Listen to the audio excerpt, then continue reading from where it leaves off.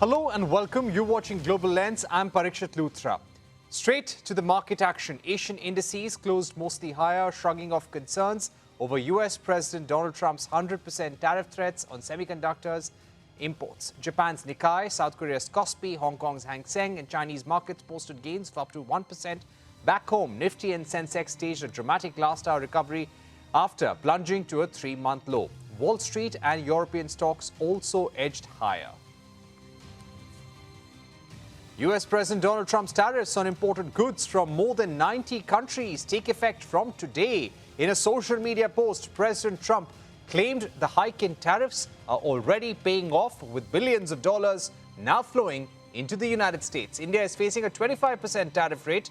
This will double to 50% from the 27th of August as President Trump penalizes India for importing oil from Russia. India has strongly pushed back, calling the tariffs unfair and unjustified. Sectors expected to feel the heat include textiles, leather, engineering goods, agriculture, seafood exports. However, certain sectors are exempt. This includes goods targeted under sector-specific duties such as steel and aluminium, pharmaceuticals, semiconductors. India's electronic exports are also exempt at least till the 14th of August as things stand.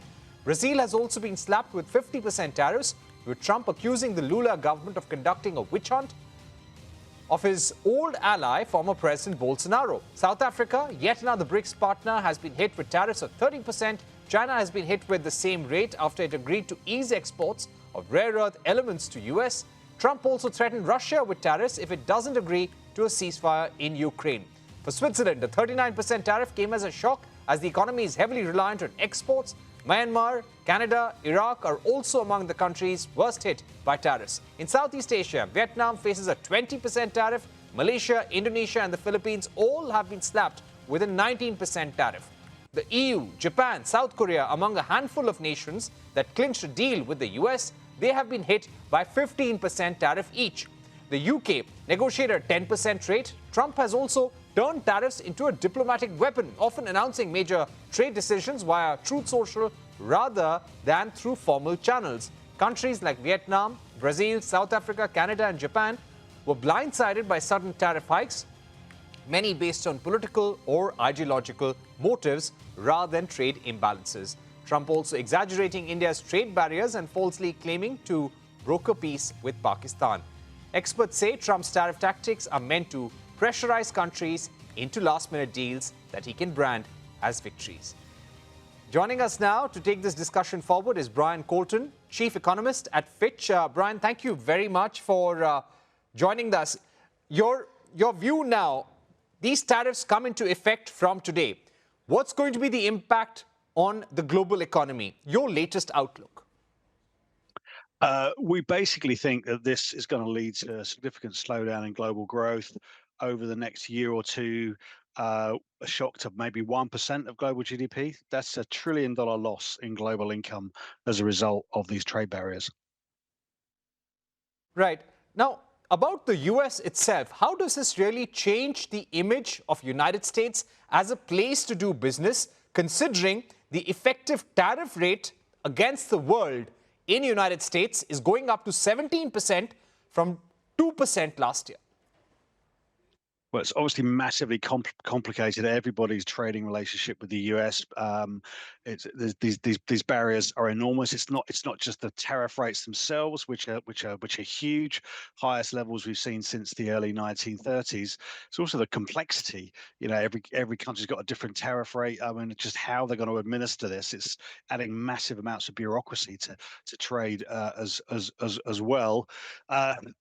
But what the US continues to have an advantage, it's an absolutely massive market. The US consumer is the most important market in the world, and that will continue to be the case. And so the rest of the world is just kind of have to kind of take it on the chin. But you know, you don't really have any alternative but to sell stuff to the US, given its position in global markets. But it's going to be a lot more complicated and a lot more costly to do so going forward. Right. Do you think the US economy is going to benefit from these high tariffs? And what could be the fallout in the coming few months? No, we don't think the US economy is going to benefit. Quite the contrary. In the near term, we're now forecasting quite a significant slowdown in US economic growth. We've got growth of 1.5% this year and next year.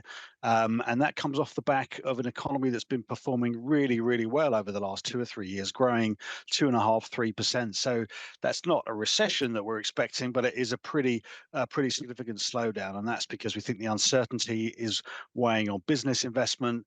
We're already seeing evidence that the consumer is slowing down. We think that will be accelerated in the second half of the year as these tariff increases get passed through to higher prices. That will squeeze real wages. So short term, we see it negative, and we don't see any benefits in the long term either. This supposedly hoped for, rejuvenation of the manufacturing sector in the US economy.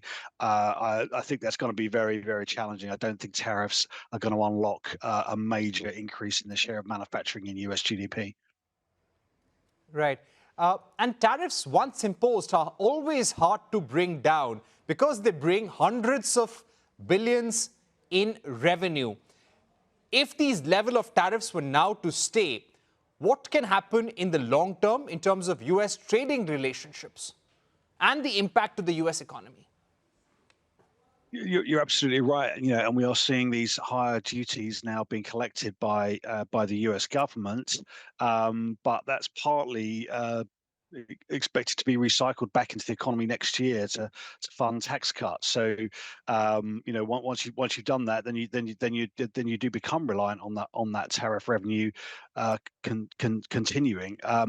I do see these tariff rates staying where they are. I think what's happened in the last week or two has kind of, finally put paid to any notion that all these tariff increases were just about a negotiation tactic to achieve other policy goals. That just clearly does not seem to be the case now. This is all about import substitution. The US administration trying to turn the US economy into a producer-driven economy, trying to switch US consumption away from imports and towards domestic production. If that's the goal, then and tariffs are seen as the tool in which to achieve that goal, it's pretty clear that these barriers are here to stay. So I think that trend of globalization that we saw all the way up until about 2015. Since then, it's kind of been steady in terms of the share of global exports of goods and services as a share of global GDP. I think there's got to be a very good chance that starts to reverse in the next 3, 4, 5 years. We'll see global trade shrink as a share of GDP again, as every economy starts to become more closed and more self-sufficient, particularly the US. Right. I would also like to ask you about India. How do you think this tariff, 25% last week, and now an additional 25%, which comes into effect on the 27th of August, if this hit had to happen, a 50% tariff, how would this change your outlook on India? Yeah, it's a big shock, particularly relative to the sort of earlier expectations that India would quickly come to achieving a bilateral trade deal with the US. If you think back to the debate back in March and April, that was very much the consensus that there would be a US-India trade deal would be quite easy to achieve, and India had kind of access to a huge domestic market as a carrot for the US, and the US was looking, really had something to gain, and therefore India would have leverage. Well, hasn't panned out that way, so it's obviously a big disappointment. And these are quite significant numbers. India exports 87, $88 billion of exports to the US, so a 50% tariff rate on that, even allowing for the carve-outs, is a big number, but it's probably a manageable shock, I would say. So if you look at the increase in the tariff rate, if you assume that the mix of India's exports to the US stays the same and the volume stays the same, that we're talking about an extra hit of 0.7% of Indian GDP. So it's a big number. It's not clear that would all be borne by the Indian economy, but it's a big number. If it's 25%, it's 0.4%. If it's 50%, it's 0.7% GDP. That's a decent sized figure, but it's kind of manageable. I don't think it's going to push the Indian economy into a deep slowdown, but I do think it's going to have a negative impact on confidence. And the upside that people were talking about in India from gaining market share from, say, China in the electronics markets, that upside has definitely gone. So I think the sentiment impacts could actually be quite significant. Right. Finally, the crude oil bill. How do you think India's crude oil bill is likely to spike? Because our energy imports, our oil imports from the US are going to spike 150% as per sources in the government.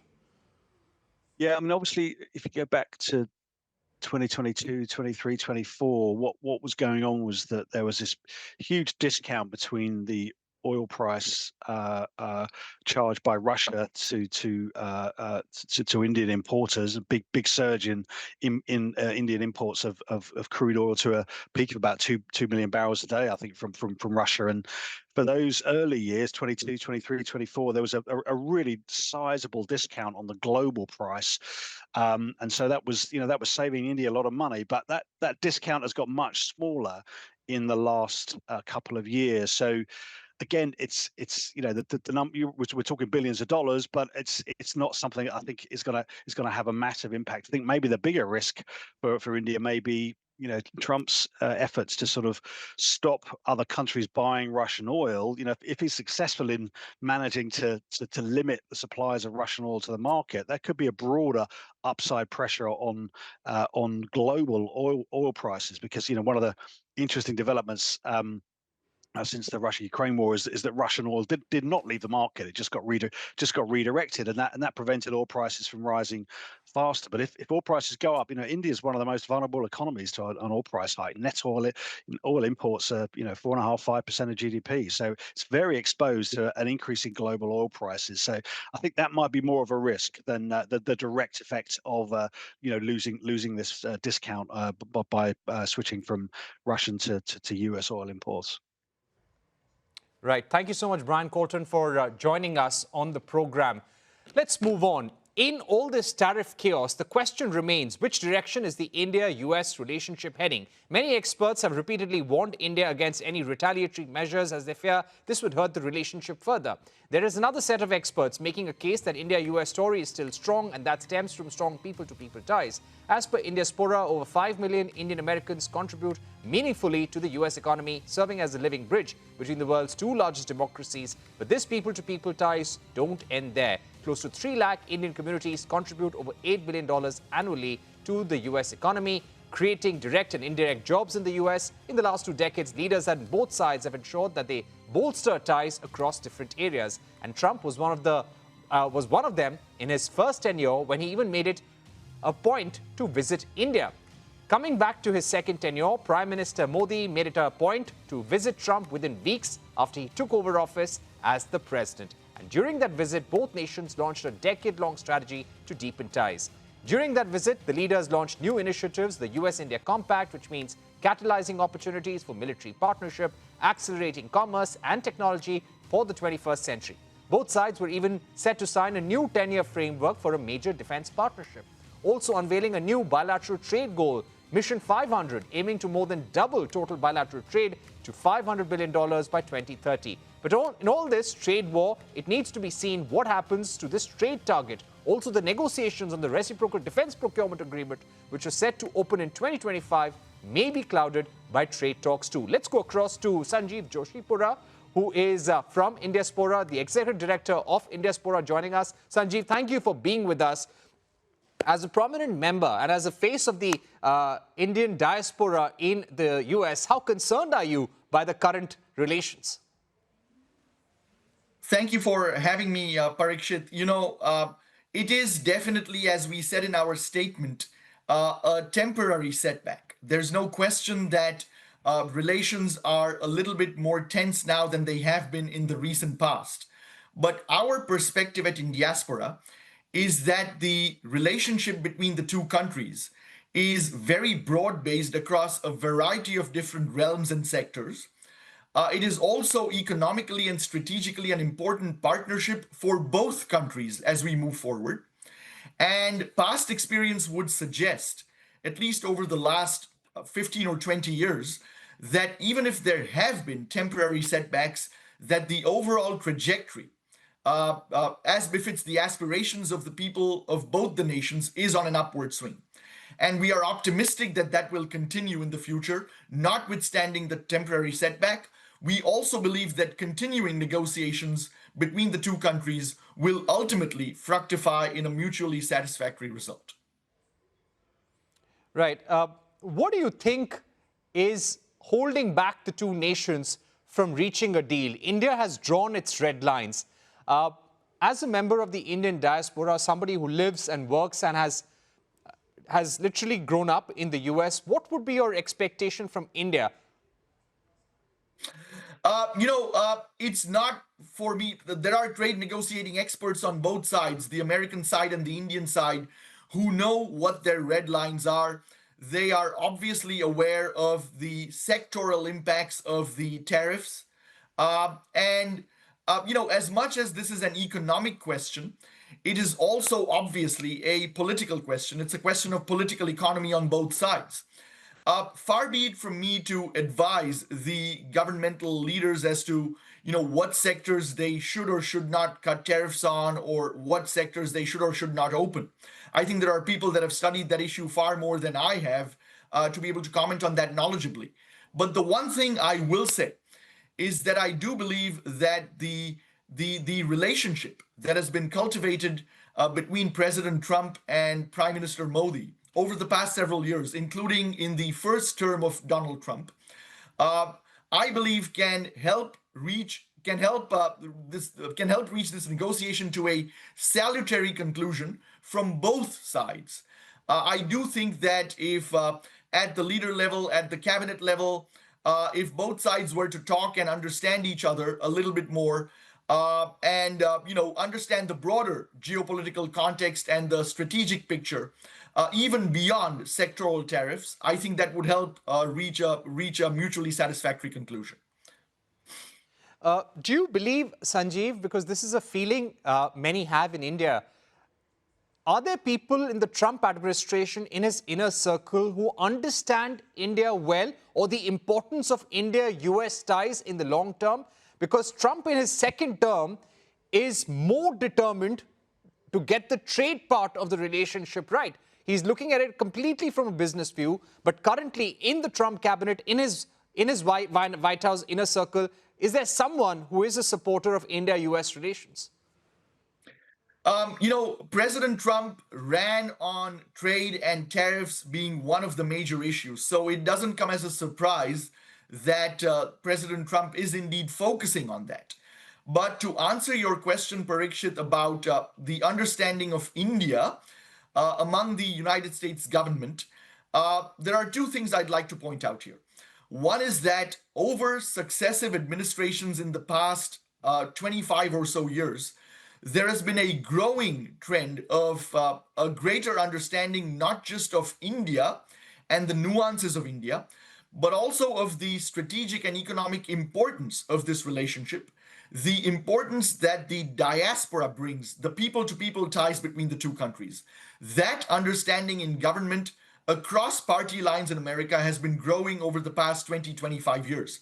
There are lots of Indian American officials that are at senior levels in government.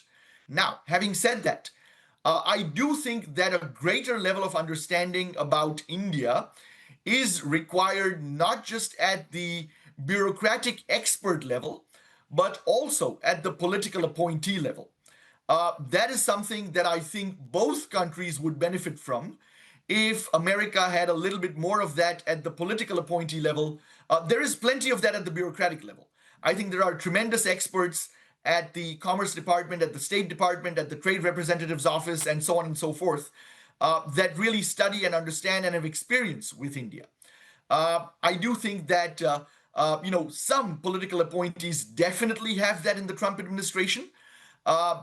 Personally, as a preference, I would hope and I would like to see it a little bit more broad-based across the administration.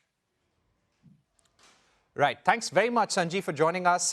And one important point is that we still don't have a US ambassador to India, which would be very critical at this point in time. We have an Indian ambassador to the US, Vinay Quatra, but we don't have a US ambassador to India. Thank you very much, Sanjeev, for joining us with those very important views. We're taking a short break, but don't go anywhere. We continue our focus on India-US ties with former Assistant USTR Mark Linscott on the other side.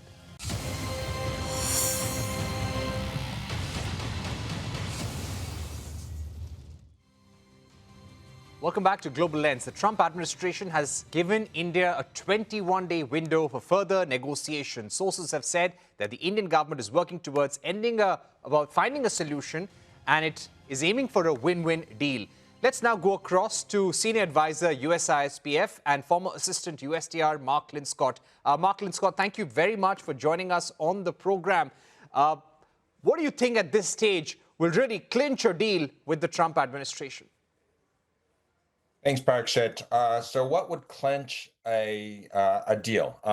It's hard. It's hard to say. We've been predicting one for weeks now.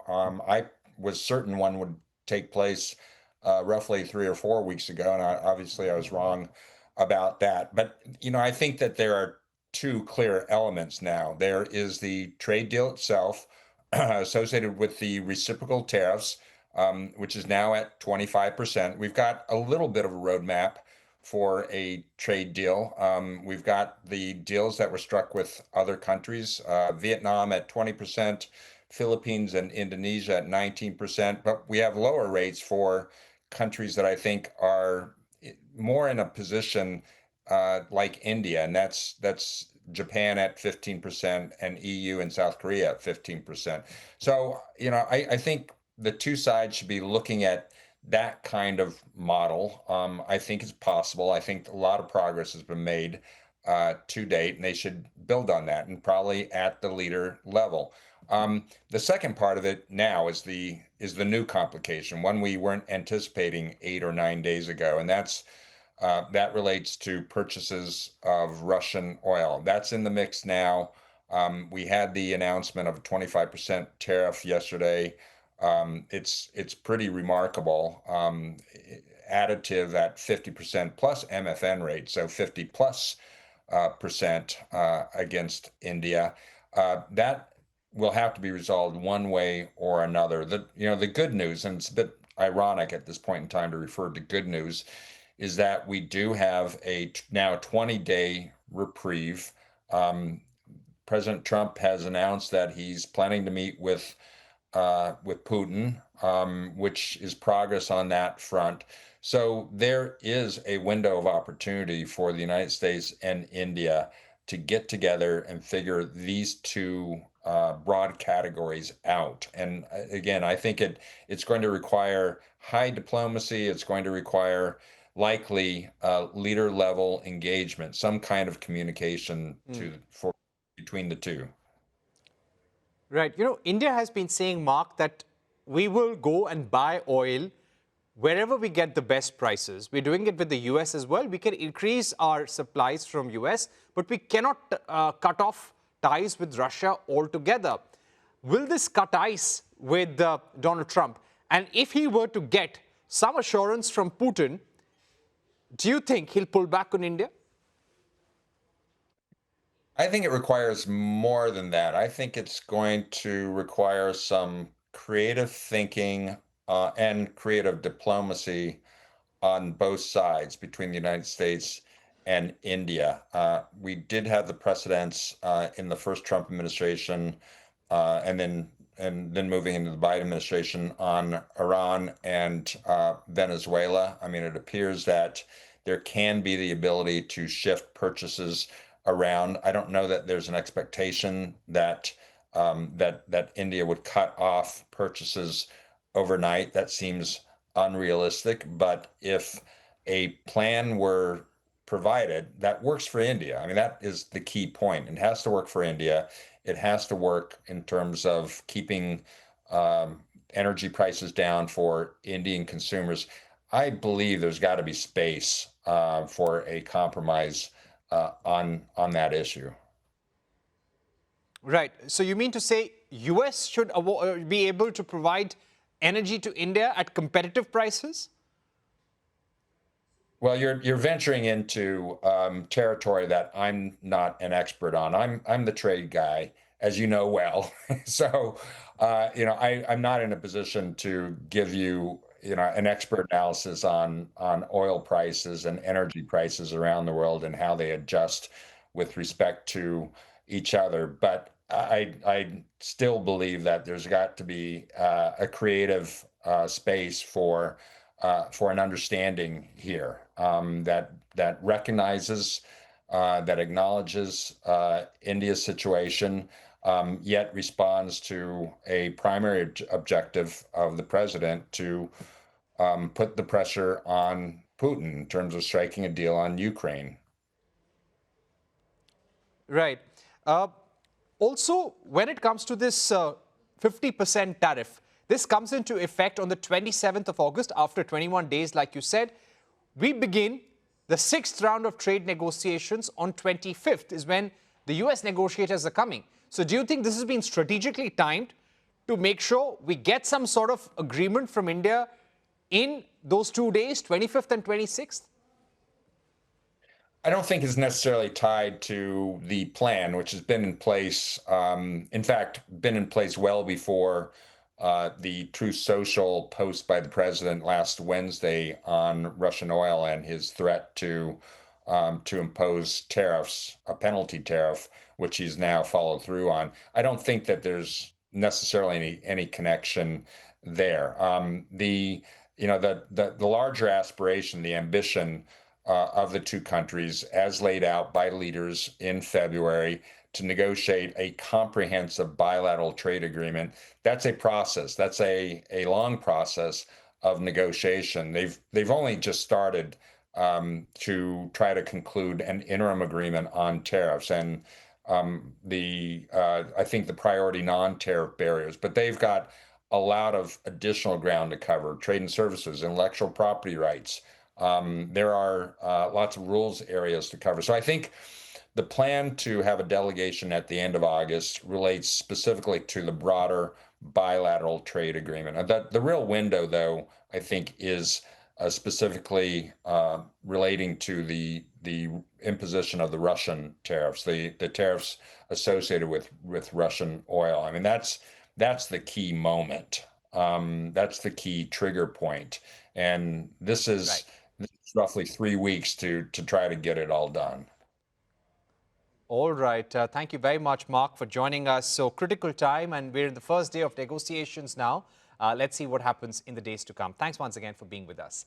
On Final Cut this evening, Apple CEO Tim Cook presented a custom glass plaque to US President Donald Trump during a visit to the Oval Office. The plaque, crafted by iPhone glass supplier Corning, was a symbolic gift to mark Apple's announcement of nearly $100 billion in new U.S. investments, bringing the company's total investment in the country to $600 billion. The plaque featured President Trump's name alongside the Apple logo and was made from glass produced in Kentucky, set in a 24-karat gold base from Utah.